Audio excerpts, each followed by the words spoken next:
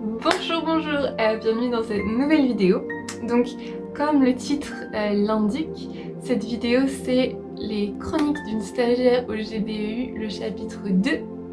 C'est un petit peu pour vous faire un petit peu un update de ce qui s'est passé dans mon stage depuis le début. Donc j'ai commencé mi-août à peu près, on est fin décembre, mi-décembre, fin décembre comme ça. Et il s'est passé pas mal de choses depuis. Mais si vous êtes tombé sur cette vidéo par hasard, je m'appelle Anna. Si vous suivez cette vidéo, bonjour, bienvenue à vous. Ça fait longtemps que j'ai pas posté des vidéos ici, je sais, je suis désolée. J'ai le projet de continuer quand même, ça on en parlera une autre fois. Et puis si vous êtes tombé sur cette vidéo parce que vous avez reçu ou une lettre de nouvelles ou un email de nouvelles, bienvenue à vous. Donc je vais faire un petit peu, justement comme je disais, un peu un update à vous raconter du coup quelques événements qui se sont passés depuis le début pour vous tenir un petit peu informés. J'avais la dernière fois, c'était en septembre quand j'avais envoyé du coup, donc il s'est passé pas mal de choses depuis. Entre septembre, octobre, novembre et décembre, c'était des mois assez chargés. Et on a démarré sur les chapeaux de roue en septembre, donc après le camp forum, il y a eu la rentrée universitaire et du coup la rentrée des groupes aussi GBEU.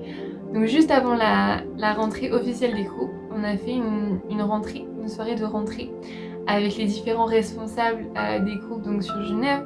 Il y a un groupe pour les étudiants en sciences, un groupe pour les étudiants plutôt dans le domaine de la santé. Il y a un groupe qui regroupe avec des étudiants qui sont en architecture du paysage, en architecture, en paysagerie. Et il y a un groupe avec des étudiants qui étudient par exemple psychologie, traduction, économie, droit, toutes ces choses-là. Et donc on a retrouvé les différents responsables et on s'est déjà présenté, donc ma responsable et moi, parce que c'est la première année que les deux on travaille, on fait partie du staff. Et donc on a expliqué aussi un petit peu quel était notre rôle. On a discuté avec eux, voir quels étaient eux leurs projets, quels étaient aussi les livres dans la Bible qu'ils pensaient peut-être étudier ce semestre avec leur groupe. Et puis on a aussi étudié avec eux un chapitre d'Ésaïe, dans le livre d'Ésaïe du prophète. Puis par la suite, une semaine plus tard, il y a eu la soirée de rentrée. Donc on l'a fait à Unimail, c'est un des bâtiments de l'université de Genève qui est assez grand.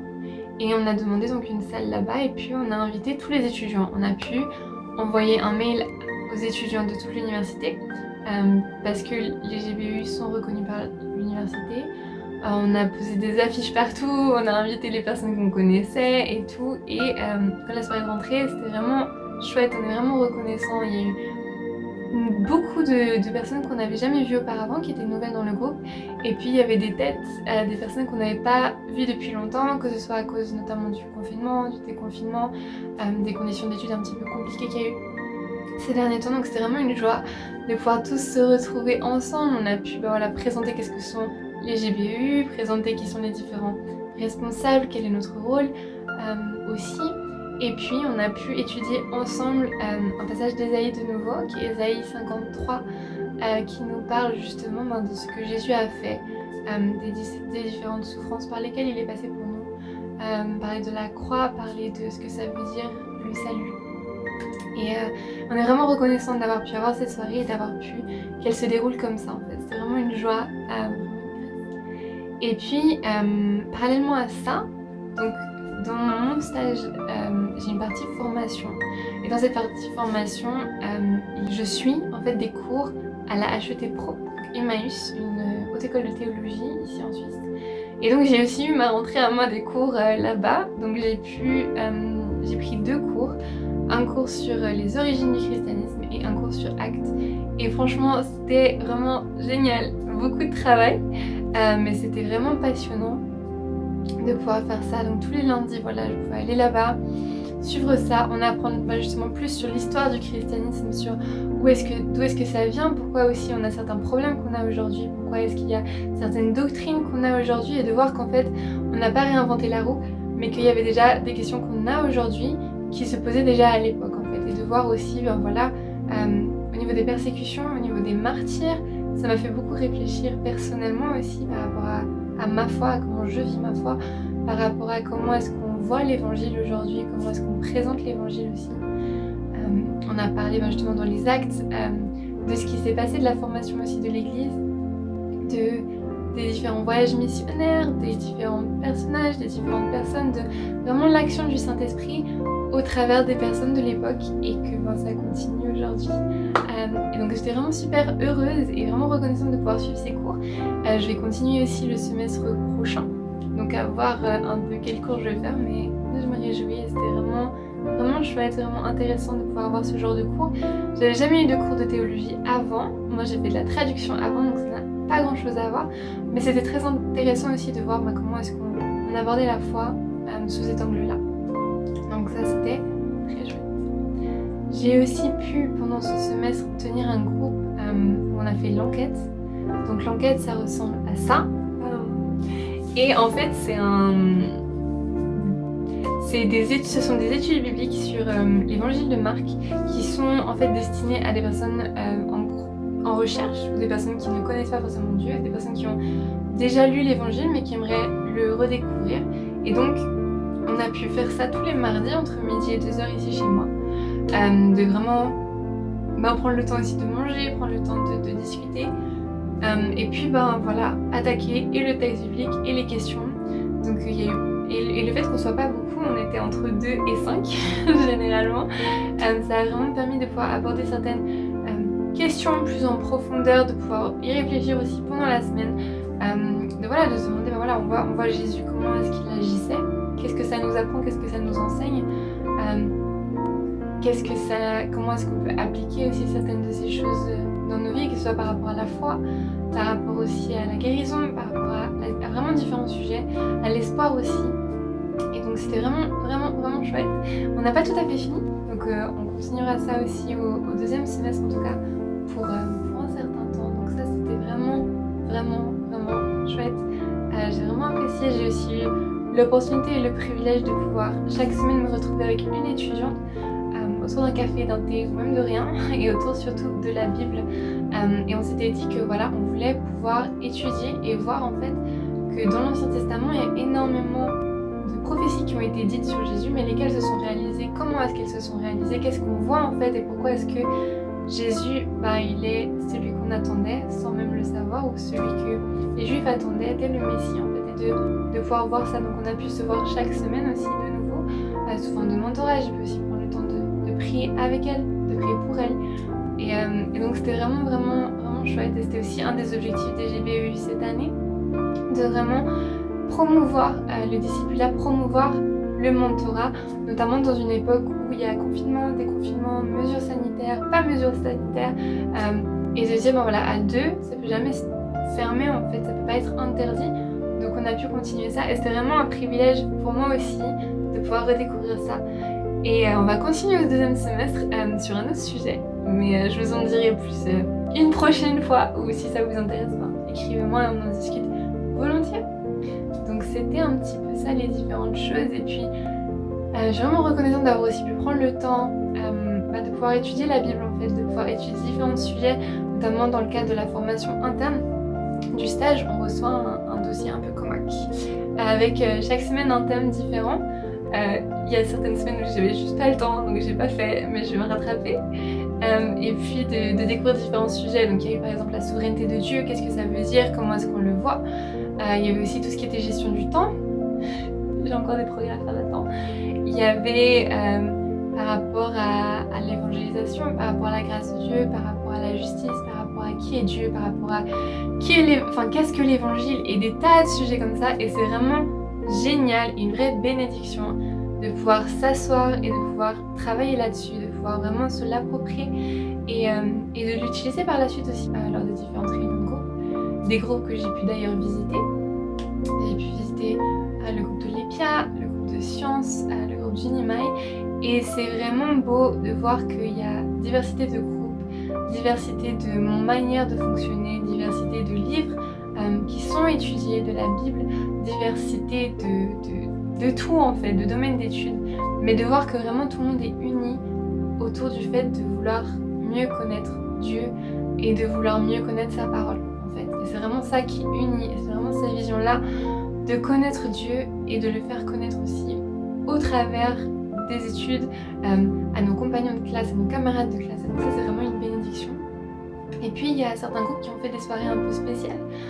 Il y a eu notamment une soirée louange et il y a eu une soirée témoignage louange.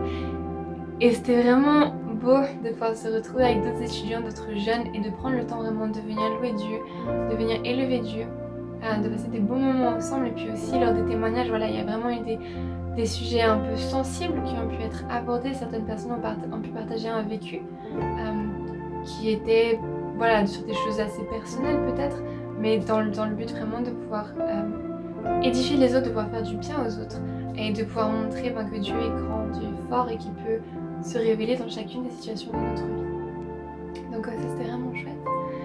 Et puis je vous avais parlé aussi de Revive.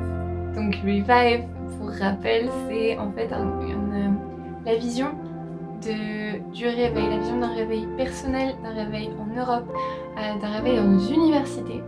Et donc on était censé avoir un grand rassemblement donc de tous les étudiants d'Europe et aussi partenaire avec d'autres organisations en décembre, donc du 28 décembre au 2 janvier à Karlsruhe. Mais en fait, au vu de tout ce qui se passait autour, après beaucoup de prières, les responsables ont décidé de repousser d'une année. Donc ça n'aura pas lieu cette année mais l'année prochaine. Donc si tu es étudiant, inscris-toi, je mettrai le lien en bas dans la description. Ça va vraiment être bien. Et puis c'est aussi partie de ce que je veux, de pouvoir encourager les étudiants à venir. Donc en faisant du contenu sur Instagram, en motivant les gens aussi seul à seul à vraiment venir, à s'investir et notamment voilà, pour les différentes activités qui vont être faites en attendant, notamment un moment de prière le 30 décembre pour pouvoir recommencer 2022 en étant boosté, en étant équipé, en ayant ce qu'on a besoin. Et puis un des autres gros projets qui me tient à cœur, c'est Big Questions. Donc Big Questions, c'est un événement qui a lieu depuis 6 ans à peu près, en tout cas à Genève, mais qui existe déjà avant, qui se fait dans plein d'autres pays. Et en fait, c'est un petit peu une semaine de mission. En gros, ça consiste à faire une semaine avec peut-être un thème, peut-être pas, et notamment des conférences d'apologétique. Par exemple, si Dieu existe, pourquoi le mal? Si Dieu existe, pourquoi la souffrance? Est-ce que la science et la foi sont incompatibles? Et en fait, c'est dans le but de pouvoir présenter la foi à nos collègues, au monde estudiantin, en fait, à nos amis. Et puis, ça peut être aussi des choses un peu plus créatives ou des soirées un peu plus relationnelles, vraiment dans le but de promouvoir, entre guillemets, l'évangile sur le campus. Et donc c'est quelque chose que j'ai pu rencontrer déjà des étudiants qui seraient motivés à ça sur Zoom. Et puis on va se re-rencontrer en janvier ou en février pour en rediscuter. Et puis pour voir un petit peu où est-ce qu'on veut aller, qu'est-ce qu'on veut faire. Ça reste quand même assez incertain au vu de l'évolution de la situation, des nouvelles mesures qui sont un peu promulguées assez souvent. Donc ça reste un sujet de prière, vraiment de savoir quand, quoi, comment et qu'est-ce que Dieu veut faire en fait au travers de ça. Donc c'est un petit peu ça l'histoire. Moi je vous ai raconté moi. Et maintenant vous, si vous voulez soutenir, si vous voulez participer à cette aventure, c'est tout à fait possible. Vous pouvez participer déjà par vos prières. Vous pouvez prier pour... déjà je suis super reconnaissante pour ce que Dieu a fait. C'est vraiment un sujet de prière, de vraiment être reconnaissante à Dieu pour ce stage, être reconnaissante à Dieu vraiment pour les opportunités en fait, que j'ai pu avoir tout au long de ce semestre. Vous pourrez prier pour que Dieu m'aide à gérer mon temps. Ça va mieux par moment, mais c'est toujours compliqué vraiment de trouver mon temps, de trouver le temps d'arriver à gérer et à pouvoir faire dans tout ce que j'ai à faire, à pouvoir prendre le temps vraiment d'être centré sur les choses importantes et de mettre les priorités au bon endroit. Et vous pouvez prier pour les étudiants qui vont avoir bientôt leurs examens. Et puis aussi finalement prier pour Big Questions notamment, que vraiment on puisse être à l'écoute de Dieu par rapport à ça et que Dieu vraiment puisse nous donner de la sagesse par rapport à ce projet. Vous pouvez aussi soutenir en partageant cette vidéo autour de vous, ce serait un grand soutien, en commentant, comme ça l'algorithme va savoir que oh il y a peut-être des choses bien là-dedans. Et puis vous pouvez aussi soutenir financièrement. Donc comme je l'avais expliqué, les GBEU, c'est une association, donc elle fonctionne principalement à partir de dons. Mon salaire aussi est issu de dons de personnes généreuses. Donc je vous encourage voilà, à vouloir donner au GBU, à vouloir donner pour moi au GBU. Je mettrai les infos en bas, mais vous pouvez le faire par le site des GBU / nous soutenir. Je mettrai le lien, tout ça en bas. Vous pouvez cliquer dessus si vous voulez. Vous pouvez aussi m'écrire si vous voulez, si vous comprenez pas trop. Mon contact s'affiche quelque part ici sur cet écran. Donc ça, ce serait vraiment top. Je verrai aussi pour peut-être faire une cagnotte litchi ou tout ça, mais je sais pas trop comment ça fonctionne, donc on verra. Et si vous voulez nous soutenir financièrement et que vous voulez donner 50 francs ou plus, je veux bien vous faire parvenir un petit porte-clés tricoté par mes soins en signe pour vous dire merci. Et en tout cas déjà, merci d'avoir regardé cette vidéo jusque là. Merci pour vos prières, merci pour votre soutien. Si vous voulez recevoir la lettre de nouvelle version papier ou version email, faites-moi signe, dites-le moi, je me ferai un plaisir de vous l'envoyer. Si vous voulez voir la première vidéo, elle s'affiche, il y a le i, sous le i normalement elle va apparaître quelque part, ou elle est peut-être déjà apparue pendant la vidéo, et vous pouvez juste cliquer à la fin de cette vidéo sur celle-là. En attendant la prochaine fois, il y aura une prochaine fois, moi je vous souhaite de belles fêtes, une belle fin d'année, et je prie vraiment que Dieu vous fasse du bien. Ciao!